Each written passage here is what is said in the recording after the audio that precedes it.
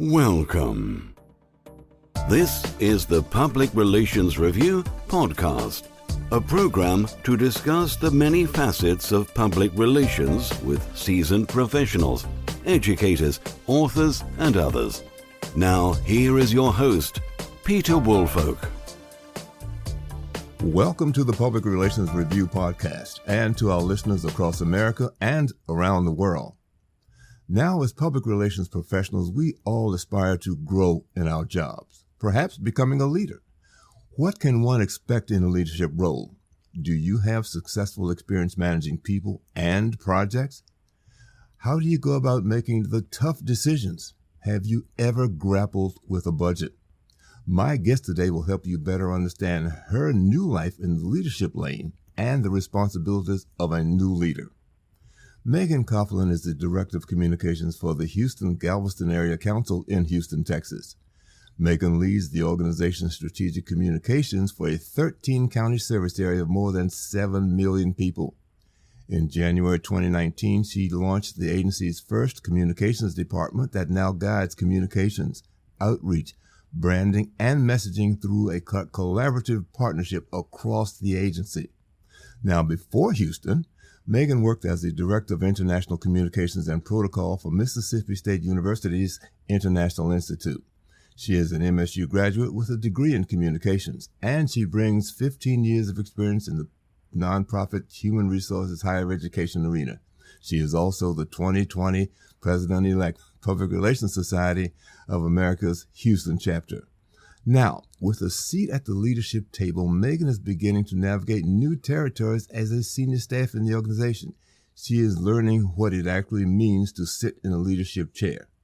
So, Meagan, welcome to the program. Well, hello, Peter, and thank you for having me on your program. Well, look, now that you've risen to a leadership role down there, let's talk about those new territories that you are having to navigate and also what you're finding that's unexpected in this role. Sure. There's a lot going on when you have a seat at the table. I think one of the things that's been a challenge for me is when I joined the leadership team at my organization, I felt like once I got there that I would automatically have the credibility and the respect and the understanding of what I do amongst my peers and the other senior directors in the agency. But that's not necessarily the case. And one of the things that I have learned in the past year is that you really have to demonstrate your value when you're a communications professional and really be able to educate and help others understand what is communications, what is public relations, because everybody has a different idea. You know, is it marketing? Is it public involvement? You know, is it an administrative function? So those are a couple of the things that I have been challenged with is navigating the complex personalities of my peers and my other team members, but also educating people about what communication is and certainly what it isn't as well. Now, in that position, do you have to talk to them individually so that they will understand how it applies to, let's say, their department or their sector as compared to overall, or is it a combination of both? I would say it's a combination of both, but that one-on-one time that you have with the other directors is so important. And I have spent a lot of time getting to know them as people and getting to know them as individuals and meeting with them and also really doing a lot of listening. I think as communications people, sometimes we do a lot of the talking, but this past year I've had to find a lot of my humility and do a lot of listening, but it's really been fantastic. And it's been great to listen to the other directors within the other departments and hear what their needs are and what their challenges are. And the more that we actually talk and open up that dialogue, the better our relationship is, the more we grow and the more we kind of understand each other. And during those times, it gives me an opportunity to kind of educate, you know, what communications is, what does public relations mean, what's the differences, you know, in marketing and community engagement. And so it's actually been really great. Maybe in the beginning it was a little frustrating because I thought people would understand me and, you know, see my credentials and think that I'm, you know, this well versed communications person. But it has taken time to get to know people and you know, build and establish that trust. So one of the things that I guess we can sort of agree upon in terms of your going into a new leadership position is that basically you have to prove yourself. Just because that is the bottom line. Yes, you have your degrees, you have this experience, but okay, so what? Show me is pretty much exactly. it. And it seems like you've approached this in a very, very positive way. And one of the things you said I think is very, very important is that you listen to people. People want to be heard. That is so true. People want to be heard. And I think that once you have a seat at the table, there's a couple of things that you have to think about. And the first one is when you have a seat at the table, first of all, you don't have to be the loudest person in the room to prove yourself like we just talked about. But at the same time, you also don't want to have anything to say. So I've learned through lessons in the last year that I need to always bring something to the table, but I don't always have to bring so much that it actually kind of dampens your credibility. But people do want to be heard, but they also want to see how you're going to help them. And so communications is a supportive role. It's how am I going to make your department look good? How am I going to make you shine to your board of directors? How am I going to help your program grow and you continue to get grant money? And if you can do some of those things, you've definitely proven yourself, and you've definitely shown the value of public relations and communications. And so those things are very important. And having a service heart and attitude, I'm here to, while they're my peer, I'm here to help them. And what can I do to help them seize opportunities? But proving yourself all day long. Well, you're absolutely not only proving yourself, and I think the other part is how does what you do help what I do? And that's the thing that people are looking for. When I came, I'm a native of Washington, D.C. I'm now in Nashville, Tennessee. I came down here. I was the vice president of a university here. And one of the things that I promised myself that I would do is when I needed to talk to department heads, I would actually go to them. I didn't want them to think that I was above them by them having to come to my shop. I made sure that I went to their shop, found out what it is you're doing, how can I help you, or as I listen to you, here's some things that I can help you do and accomplish. And once we actually start doing that, some of those walls of resistance and hesitation really begin to come down. And that's absolutely right. And I think that's one of the things, if you're a new leader at the senior level, in the past, it was always about our projects and meeting deadlines and getting those news releases out and showing that, our campaign had, millions of impressions and we did all these things. But really, it's about the relationships. And you'll find that people can be difficult, but people are also people. And if you take the time to get to know who those people are and continually, it's going to work out in your favor. It's a lot of effort. It'd be great if we could all just come in here, work towards the same goal. We outline what we're going to do, but it just simply doesn't work that way, especially for someone like me who established a brand new department. Who is this, who's this person coming in telling us about communications when we've been just fine on our own for the last, 50 plus years? It definitely is a new territory to charter. Well, one of the worst things that people, at least I want to hear when I walk into a new department or project is, well, this is the way we've always done it. Oh, yes. And you better have a way to challenge that in a positive way. You don't want to threaten people. And you also don't want to take anything away from anyone. And if someone feels comfortable, because maybe they've worked here for 30 years and they have always done it that way, but here you are wanting to come in and, let's say, implement a new email signature. Well, maybe their email signature has always had cats on it. How do you find a way to be diplomatic and understanding and sensitive, but also, support in line with the mission of your agency as well? So it's very, very delicate. And I think that, if you don't understand in the collaborative spirit and you don't understand, diplomacy and how to be tactful in those ways, it might be a real big challenge for you. Well, I think in one word, or maybe more than one word, is that you're understanding, partner, what leadership really is.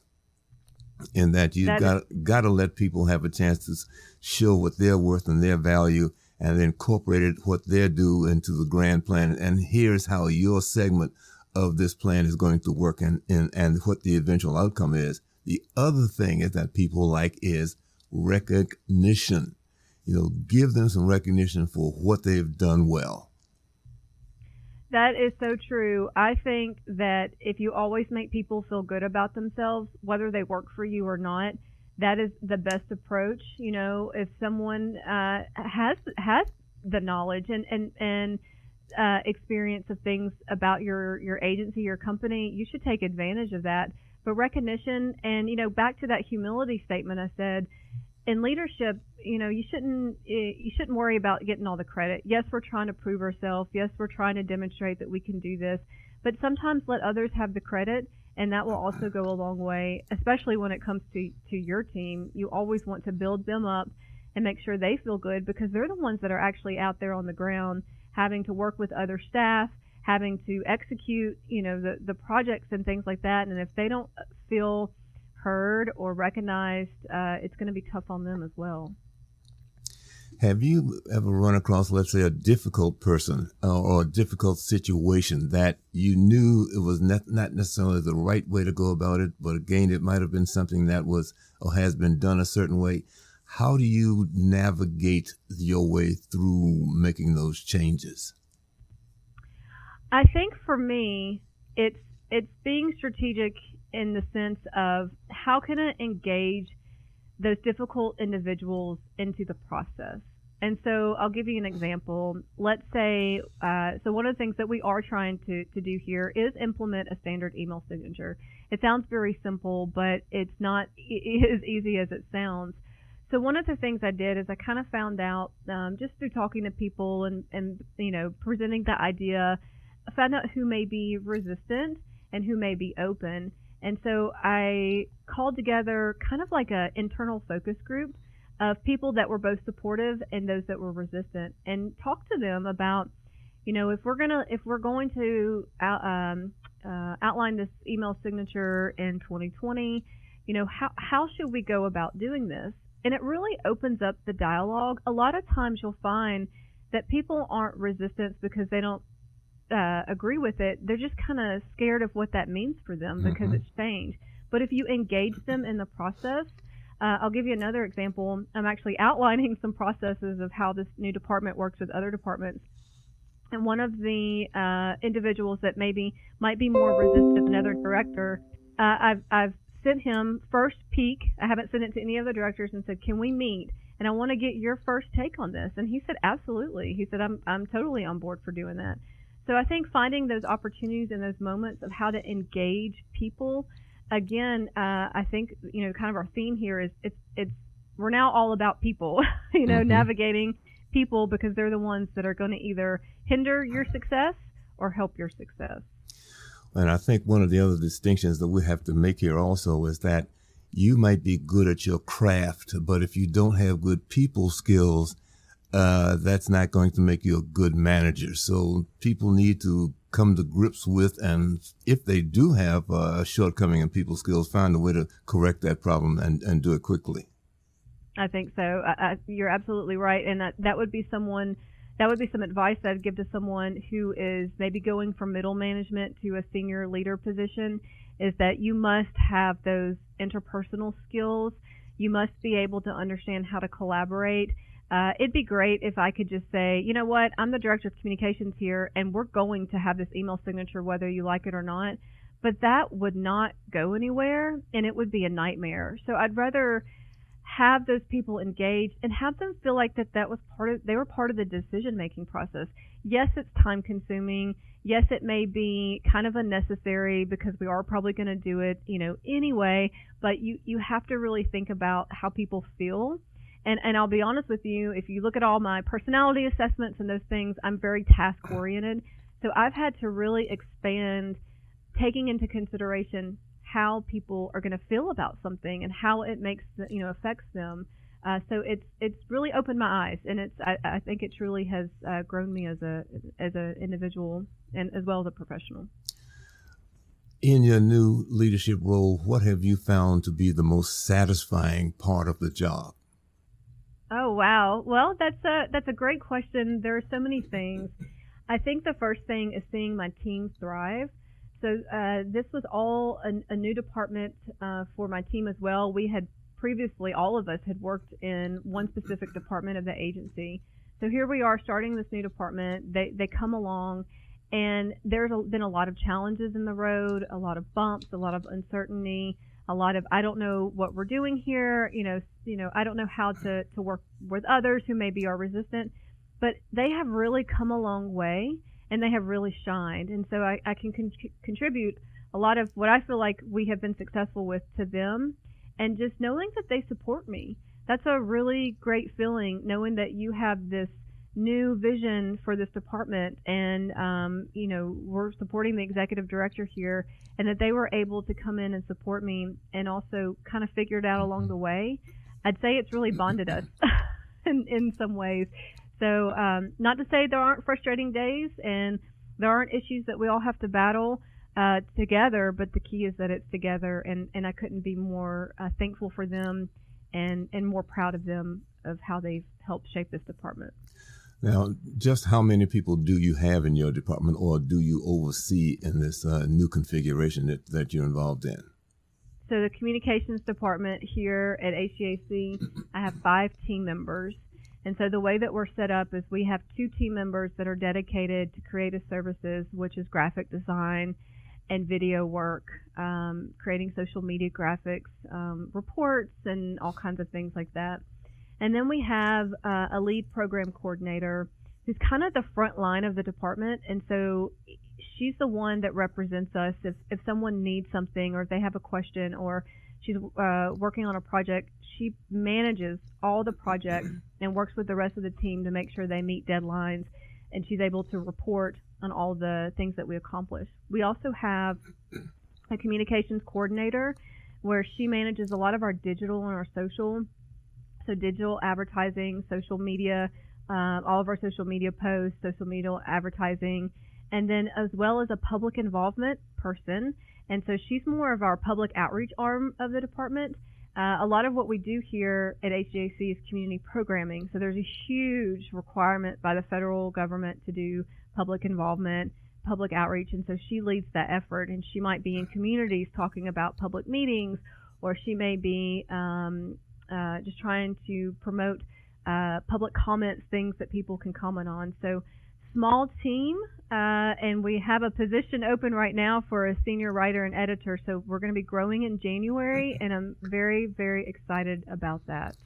Well, that's great to hear. One of the things that happens on occasion is that the head of the organization, and I've had this happen to me, sees something happening one particular way. But based on your experience, you know that is not the right way to go about that. Unfortunately, there are people who are afraid to speak up and go along with that program, which I think is the wrong thing to do. My experience is that I'd much rather put a caveat on it. I disagree with that, Mr. President or Ms. President. Here is what I believe is the better way to go. Have you run across that at all? I have. So I report directly to the executive director of the agency. There have been many times where I have seen something from a communication standpoint that professionally I don't agree with, and I have been able to voice my opinion and always express my professional judgment. However, this is where it gets tricky when we were saying earlier, just because you have a seat at the table doesn't mean you're always heard. So there have been times when maybe we're working on large campaigns with a consultant or something, and I have an opinion that this is the creative we should go with, or this is the PR strategy we should work with them on, and there's a lot of disagreement. I don't always win, but I do always feel comfortable voicing it. But I have to keep in mind that I've only been around for a couple of years, and I've only been in this position for a year. And some of these people who are working on these campaigns have hired their own consultants for forever, and they're used to calling the shots. So I have to learn how to meet in the middle. Sometimes I might be persuasive, and sometimes I may not be. And those are the days that are probably the hardest, Peter, is going home and really knowing that, that was not the best strategy, and I don't think that's going to be the best for an organization, but I have to understand that, you know what, I also haven't been here as long, and perhaps they're seeing something different that I am not, and respect that. So that is a struggle, still having to convince others that I'm qualified enough to make these decisions. But at the same time, this is a collaborative agency. When you work in government, as you know, there's a lot of bureaucracy, and I'm not the one that makes the final decision on anything. And there's a lot of people that have to be involved on the decision making. So that is tough, but it's definitely taught me a lot. Well, I certainly agree with you that you're not going to always win. I guess my position on that is that I'm always going to give you my best professional opinion. Now, if Absolutely. you choose not to go with it, at least I'm on record as recommending that something else could have been done. So I've had my piece, and we'll see what happens. Yes, and I think that's great advice. And I think sometimes when we do feel defeated, we tend to maybe err on the side of being quiet and saying, you know what, if they're not going to listen to me, I'm just not going to say anything next time. But I couldn't agree more. We always need to make our case, because you know what, there are going to be times where we'll see what happens, and what happens wasn't the best outcome. Mm-hmm. And perhaps that's how we can demonstrate our value and say, perhaps next time we want to try it this way, and people will be more open. So again, it goes back to, I think, humility as well. And unless it's just something that's unethical, or you really see that we shouldn't be spending $20,000 on Google ads, we should really be spending it on this. I think those things can really, you can make your case for that. But it's hard when you feel like you're right, but not everybody else in the room agrees with you. But I'm happy to hear that happens to other people, and it's not just me. Well, it happens all the time. As I said, I'm from Washington, D.C., and one of the places that I worked was the U.S. Congress as a press secretary. So I had a chance to see things on a much larger scale, because that's just the way they work up there. And coming down to a smaller university, I was having problems getting people to see a much bigger picture, because there's a myopia, I guess, sets in certain places. Well, again, this is the way we've always done it, and so forth and so on. So it takes a little time sometimes to get people, or maybe you just have to pick them off one at a time to do something for them and let them see the benefit that came with having done it this way. Absolutely. Absolutely. I think that the time and the patience and the persistence, continuing to stand your ground and showing, that you do understand. I couldn't agree more. Mm-hmm.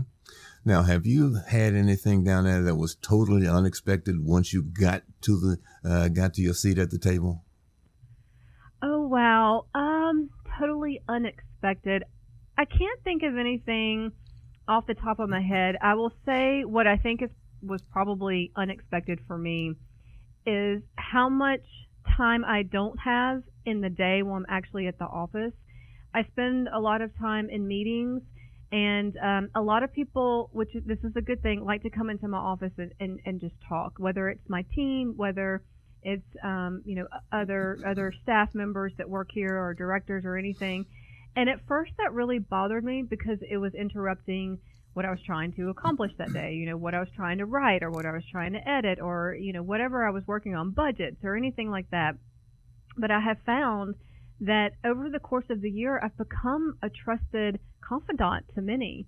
And if someone wants to come in and just say hello, or talk about, what they did for Thanksgiving, or talk about something work-related, I'm building my credibility that way, because people feel comfortable, and you can learn a lot about what's going on in your agency, and you can learn a lot about yourself and a lot about others. So I think what was unexpected is just how much time I would be devoting again to other people, and not really being able to shut my door and really focus on the things I need to focus on. It's helpful because I have a laptop. I can take work home, and I can focus on some really important things maybe there, or I can shut my door if I need to. But I'm thankful that people feel comfortable talking to me, whether it's work-related or not. But I will say, make sure you have a good team in place, make sure you know how to delegate, and make sure you know how to say no. Well, I heard you say something important. As I said, having worked in politics, I've seen a lot of things, and it goes both ways. you learn who people are, what makes them do or not do certain things, what they like. That understanding that sort of thing helps in the long run, because sometimes you might need to have someone on your side for this particular issue, and you perhaps know, based on what you've heard about so-and-so, I need to have a conversation with them to begin to line up people on my side. That sort of thing. The long and short of it is the politics of the office. Who is who? What do they do? What is it that they don't do? Those kinds of things, so that somewhere in the bigger picture you can be able to partner with them on a particular project and begin to make things move faster. Yes, and I think you just hit the nail on the head of something else that was unexpected, is the politics of the office.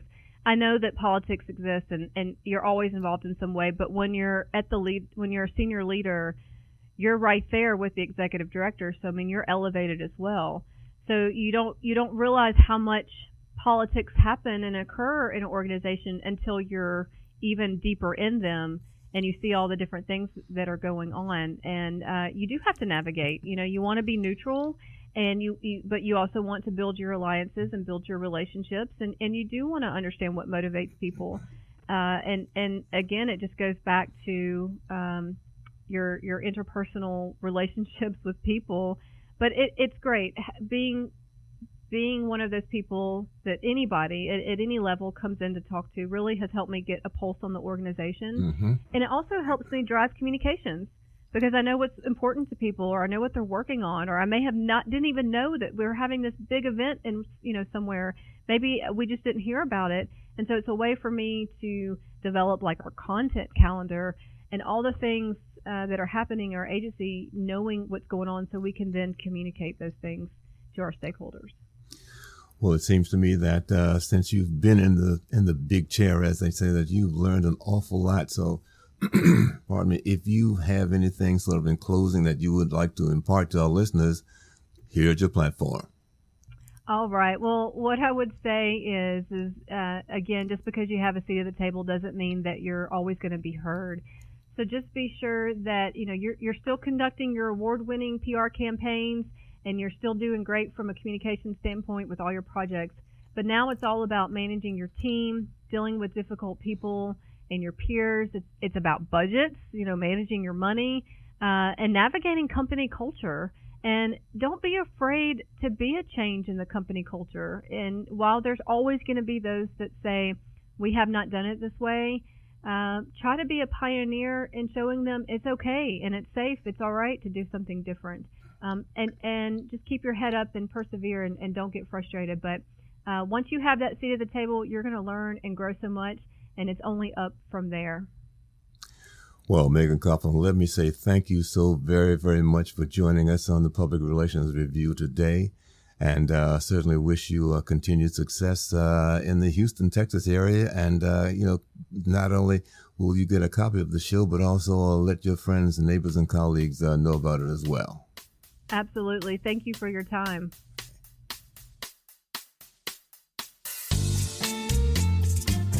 This podcast is produced by Communication Strategies, an award-winning public relations and public affairs firm headquartered in Nashville, Tennessee. Thank you for joining us.